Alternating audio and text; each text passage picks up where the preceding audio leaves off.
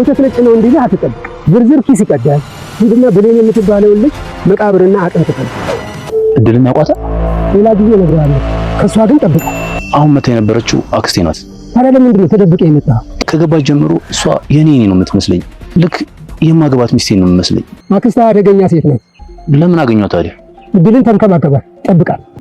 ምን ሆነሽ ነው? አንድ ፎቶ ወደቀ ብላ እንደዚህ ትሆናለች? እና አሪፍ ነበር። ምን ለቅሶ ቤቱ ሮሚዬ የልጄን የብሌንን መቃብር ቦታ እንድትወስጂኝ እፈልጋለሁ። ምን ነው አክስቴ? ሊያምን ነው መሰለኝ። ደህና ደሪ ሮማን። ሮማን ወይኔ ጉዴ! የእህትማማቾች ልጆች ፍቅር ውስጥ ናቸው ማለት ነው። እንዴት ነው ነገሩ? ልቤን እያመንኩት አይደለም። አንተ ከሰላም ነው እንዴ?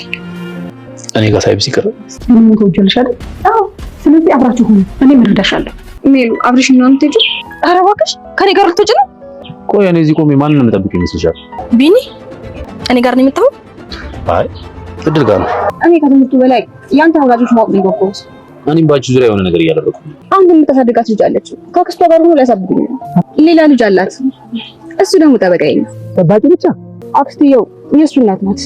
ምን ምን ይል ልብ ብለህ ሰማ። የሞተችውን እህትህን ነው የምትፈልገው?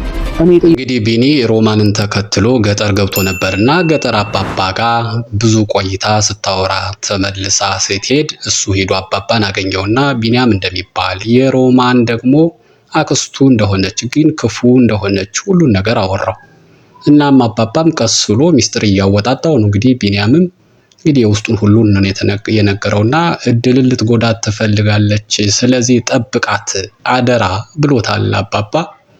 የት እንደሚተዋወቁና ለምን እንደሆነ ቢጠይቀውም ሌላ ጊዜ አወራዋለሁ፣ አሁን ግን ማድረግ ያለብህ እቺ ሮማን የምትባለው አክስት በጣም ክፉና ጨካኝ ነች፣ ስለዚህ እድልን ልታግዛትና ልትጠብቃት ይገባል ብለው ትዕዛዝ ሰጥተውታል። ቢኒያም እሺ ብሎ ወደ ቤት ተመልሷል።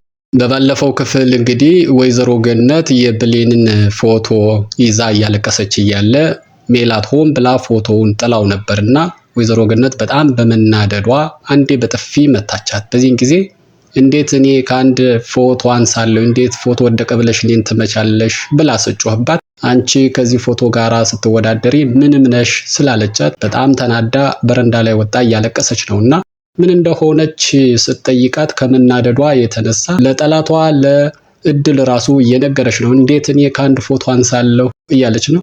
እንግዲህ መቻል ነው ያለሽ ባህሪ እኮ ሴት አትመስይም፣ እስኪ ቀስ በይ አትንቀዥቀዥ ብላ መክራታለች። እንግዲህ እድል በመምከሯም በራሱ ራሱን የቻለ ደግሞ ብሽቀቷ ነው።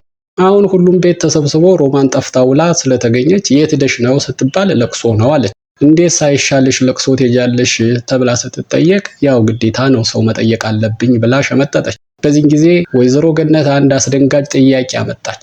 በባለፈው እሪ ብላ ስታለቅስ ፎቶዋን እያነሳች እያሳየች ሁሌም ስለምታለቅስ እድል አንድ ምክር መክራት ነበር። እንዲወጣልሽ መቃብሯ ላይ ሄደሽ ምድር ብለሽ አልቅሽ ይቀልሻል ብላት ነበርና እሺ ብላ ስለነበረ አሁን መቃብሩን ደግሞ የምታውቀው ሮማን ስለሆነ ከልጄ ከብሌን መቃብር ጋር ውሰጂኝ ስትላት ሮማን በጣም ደነገጠች። በዚህን ጊዜ ድንጋጤዋን እንግዲህ ስታደርግ የዋለችውን ቢኒያም ስለሚያውቅ ምን ሆንሽ ብሎ ይላታል፣ ይከታተላታል። እሷም በዚህን ጊዜ አመመኝ፣ ህመም የተነሳብኝ አለች። አይ የጠየቁሽ ነገር ከባድ አይደለም አስቢበት ተብላለች። እንግዲህ ሮማን በጣም ተጨንቃለች። የሮማን ጭንቀት እንግዲህ ግልጽ ነው። ያው ብሌን አልሞተችም፣ ብሌን እድል ነች።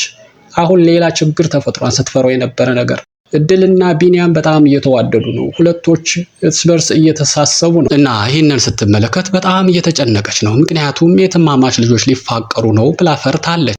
ሮማን ግን አሁን ከመጨነቅ በዘለለ ምንድን ነው ያለችው? እድል ለዚህ ቤት መውጣት አለባት እያለች ነው። እንግዲህ እንዴት ልታስወጣት እንዳሰበች ወደፊት የምናየው ሆኖ አሁን ግን ቢኒያምና እድል በዚህ ከቀጠሉ ያው እንግዲህ የትማማች ልጆች ሳይሆኑ ፍቅረኛሞች መሆናቸው የማይቀር ነው። ይሄ ነገር ደግሞ ለሮማን ምቾትም ሰላምም አልሰጣትም፣ እየተጨነቀች ነው። ወይዘሮ ገነት ደግሞ ጥምድ አድርጋ ይዛታለች። በቃ የልጅ መቃብር ጋር ውሰጂኝ ብላታለች። አሁን አላገገምሁም፣ እንዴት በዚህ ሁኔታ ገጠር ሄዳለሁ ስትል በቃ አገግሚና እንሄዳለን ብላታለች። እንግዲህ አማራጭ ስለሌለ ሮማንም እሺ ነው ያለቻት። የትኛውን መቃብር ወስዳ ታሳያት ይሆን? ነገሩ ሰፋ ያለ ጊዜ ከተሰጣት መቃብር መፍጠር አይቀርም። በህይወት ያለን ሰው ሙቷል ብሎ ካለ ያው ደግሞ የሞተውበትን መቃብር አሳዩ ቢባል ብዙ የሚከብድ ስላልሆነ ይህን ማድረጓ የማይቀር ነው። ግን አሁን ምንድነው ለጊዜው አሞኛል፣ ገጠር ድረስ መሄድ አልችልም ብላለች። እሺ ስትድኚ ብላታለች ወይዘሮ ገነት። ሌላው ደግሞ በዚህ መታየት ያለበት ምንድነው የትምህርት ቤት መጀመሪያው ሰዓት ደርሷልና አሁን ሜላትና እድል አንድ ትምህርት ቤት ነው የሚማሩት። እድል ግን እንግዲህ ያው ቆርጣ ለመማር ወስናለች። ሜላት ግን ደስ አላላት። እንዴት ከሰራተኛ ጋር እማራለሁ ነው የምትለው።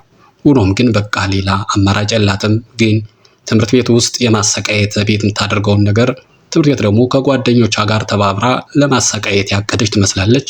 አሁን አብረን እንሂድ ብትባል እኔ ከገረድ ጋር አብሬ አልሄድም ብላለች። እንዲያ ማለቷ እንግዲህ ለእድል የጠቀማት ይመስላል። በቢኒያም ተሸኘች እስከ ትምህርት ቤት። ትምህርት ቤት ግን እንደታሰበው እንግዲህ ሰላም እንዲሰማት አላደረገቻትም። ከጓደኞቿ ጋር ስታስጨንቃት ነው የዋለችው መሰለኝና ስትመለስም ይህንን ነገር እየነገረቻት ነው። ከእኔ ጋር በሰላም በአንድ ትምህርት ቤት እንደማትማሪ የዛሬው ትምህርት ይሆንሽ፣ ስለዚህ ከዚህ ውጭ እያለቻት ነው። እድል ደግሞ ለእኛ ነችና እንዳታስቢ ወዚህ አልወጣም እያሉ እየተጨቃጨቁ እያለ ቢኒያም ደረሰና እንግዲህ ከሜላት ለይቶ እድል ጋር ወደ ቤት እየተመለሱ፣ ቀጥታ ወደ ቤት ግን አልተመለሱ። የሆነ ካፌ ውስጥ ገብተው እንግዲህ የውስጣቸውንና መጫወት ያለባቸውን ነገር እየተጫወቱ ይገኛሉ። ቢኒያምና እድል እንግዲህ ወደ ካፌ ገብተው ቁጭ ብለው ከተወያዩ በኋላ ወደ ህፃናት ማሳደጊያው፣ ምክንያቱም የቢኒ ወላጆችን መፈለግ ጀምረው ነበርና ወደዚያ ሄደዋል። እንግዲህ የህፃናት ማሳደጊያው ስራ አስኪያጅም ተቀብሎ በትህትና አስተናግዷቸዋል። ሁሉንም ነገር አሳልፎ ባይሰጣቸውም የተወሰነ መረጃ ሰጥቷቸዋልና ይህንን ግን ሙሉ በሙሉ ለመስጠት ህጉ አይፈቅድም ስላላቸው ተመልሰዋል። አሁን እድልን ደግሞ የገጠሩ አባባ ደውሎ ላገኝሽ ፈልጋለሁ ስላላት መሄድ ትፈልጋለች። እንግዲህ አስፈቅዳ ለቢኒም ነግረዋለች። እንደገና ደግሞ ለወይዘሮ ገነትም ነግራ ወደ ገጠር ለመሄድ ወስናል። እድል ግን ገጠር ከመሄዷ በፊት ቅድም ከቢኒ ጋር የሄዱበት የህፃናት ማሳደጊያ ሄዳ እነ ቢኒን እና ጓደኛውን ብሩክን ወደዚህ ህፃናት ማሳደጊያ ያመጣቻቸው ማነች የሚለውን ቅድም አልናገርም ብሎ ነበረ። አሁን በእጅ በእግሩ ገብታ ለምና እንግዲህ ሮማን መሆኗን አውቃለች። መረጃም ይዛለች። ግን አደራ አሳልፈሽ እንዳትሰጪ ለማንም ብሏታል። ሌላው እንግዲህ ቅድም ሜላት ትምህርት ቤት እንደተመለሰች እነ እድልን አላገኝምና እድልን ኤክስፖዝ እያደረገቻት ነበረ። እንግዲህ ትምህርት ቤት ሂጅ ተብላ የተሄደች ሰራተኛ እንግዲህ ሰራተኛ ሲቀብጥ እንደዚህ ነው፣ ያው እየተንዘላዘለች ነው ብላ ለወይዘሮ ገነት እያሳጣቻት ነበረ። ነገር ግን ወይዘሮ ገነት እንግዲህ በቀላሉ ለእድልን ምጠላ ሰው ስላልሆነች እሱ ችግር የለውም ብላ ቀለል አድርጋ አለፈችባት። አሁን ቢኒያምና እድል ተያይዘው ወደ ቤት እየመጡ ናቸው። እንግዲህ ቤት እንደመጡም እንግዲህ እድል ስታያት ሜላት ተነሳባትና ጮኸችባት። አሁን ወይዘሮ ገነት ደግሞ እንደገና ያንን አረሳችሁም እና ሮማንን ከተሻላት እንሂድ እያለቻት ነው። ሮማን ግን አይ ያ ነገር ሲነሳ አልተሻለኝም እያለች መጨነቅ ጀምራለች። አሁን የምር እየተጨነቀች እሺ መቃብርስ አስቆፍር ነበረ ግን የህፃናት አጥንት የት ይመጣል እያለች ነው። እውነትም አዎ ይሄው መቃብሯ ብላ ልታሳይ ያስባለች ማለት ነው። እድል እንግዲህ አስፈቅዳ ከሄደች በኋላ ወደ ገጠርም ዘለቀችና አባባ ጋር በጥልቅ አወሩ። ስለ ወይዘሮ ሮማንም ነገረችው፣ ስለ ቢኒም ሁሉም ስትናገር ቢኒን ወደዚያ ቤት ያመጣችው ሮማን እንደሆነ ስትነግረው አባባ ደነገጠ። የአክስትሽን ልጅ ነዋ እንዲያፈቀርሽው ብሎ ደነገጠና ይሁን ለማንኛውም ህፃን ሳለሽ ያኔ የወርቅ ሀብል ነበርና እሱ ሀብል ከኔ ጋር ነው ያለ፣ ለማንም እንዳታሳይ፣ ለእናትሽ ለምትወጃትና አሁን ላለቃሽ ብቻ ካልሆነ በስተቀር ይህንን ለማንም እንዳታሳይ፣ አሁን ቶሎ ተመለሽ ብሎ ወደ ቤት እንድትመለስ አድርጓል። ግን ቢኒያም ተከታትሎ አብሮ ሄዶ ነበርና እድል ከሄደች በኋላ ማነች እቺ ሮማን ጋር የምትገናኙበት ምክንያት ምንድነው ብሎ ሲጠይቀው እንግዲህ አባባ ዝርዝር ገብቶ ባያስረዳው የሞተችዋን እህትህን እየፈለክ ነው እንዴ ብሎ ጥርጣሬ ውስጥ እንዲገባ አድርጎታል። የዛሬው እዚህ ላይ ነው ያበቃ። በሚቀጥለው ምን እንደሚፈጠር አብረን እናያለን።